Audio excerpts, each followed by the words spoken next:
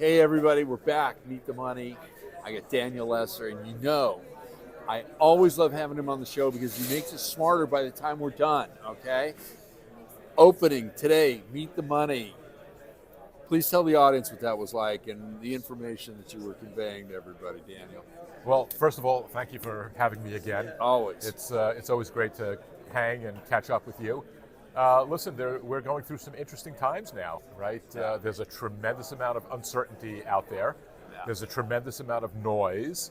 But at the end of the day, we've seen this movie before, right? When you go back decades, there's been lots of black swan events that nobody anticipated, and they felt like, oh my God moments, the world is coming to an end. Yeah. And guess what? The world hasn't come to an end.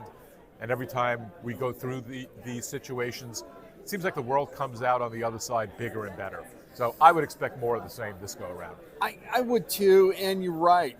We've got this increasingly short memory, the 70s, double-digit interest rates, high teens, 20s, land contracts, leases, all types of things because everything was grinding to a halt.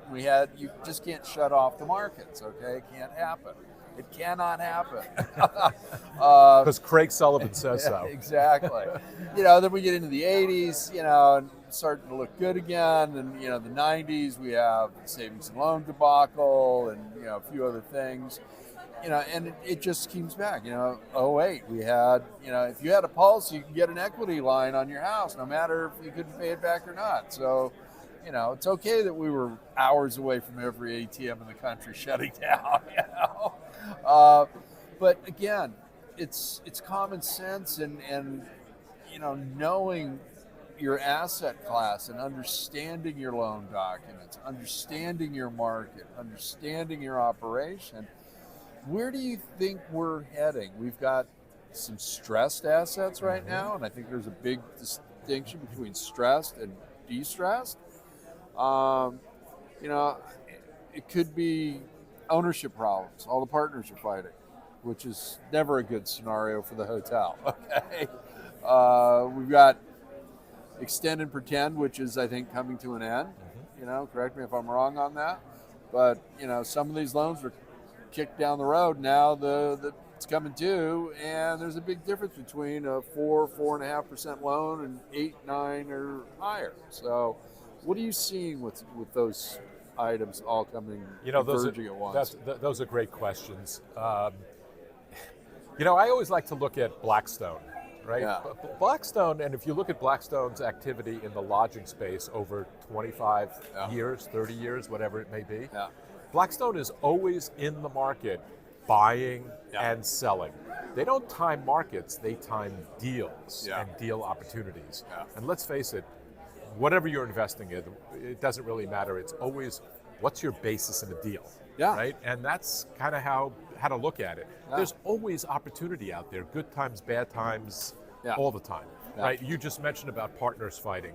That falls in the category of litigation work. I do a lot of litigation work, both as an expert witness, and I also serve as a party-appointed arbitrator.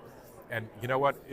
You put human beings and capital together. Oh boy! You end up with disputes, good times, bad times, all the time.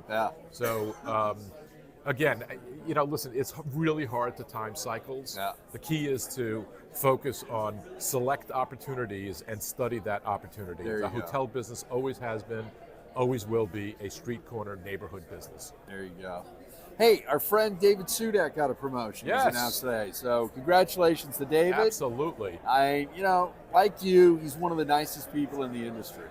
You and I have worked with him for years, and Jim and Guy, and great promotion for David. Well deserved. Absolutely. So. Congratulations.